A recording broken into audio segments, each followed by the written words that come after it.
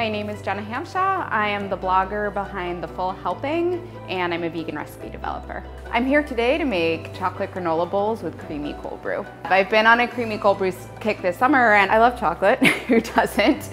And I love the idea of having it in the morning. So in this granola, you'll see that what you really taste is the chocolate and the sea salt. You'll taste a hint of sweetness, but really the flavor of chocolate comes through. And it of course pairs beautifully with cold brew and like the flavors of coffee as well.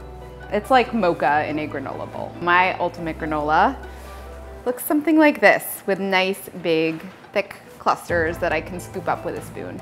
This is my sort of classic and standard granola recipe at home. It's a mixture of oats, seeds, sort of any nuts you have. And then I add sweetener and some olive oil to help moisten everything.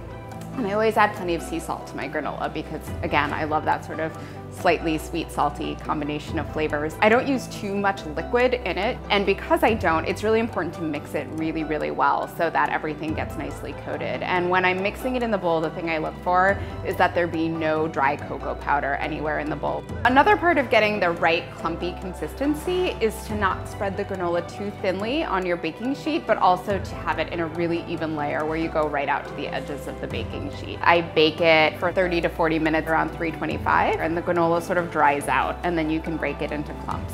What you really want when the granola is finished is for the whole thing to be sort of a little bit dry looking on the top. Even if you touch it, you want it to be sort of dry to the touch. And then you have to let it cool completely in order to get that perfect clumpy consistency, and then use your hands to break it up into clusters.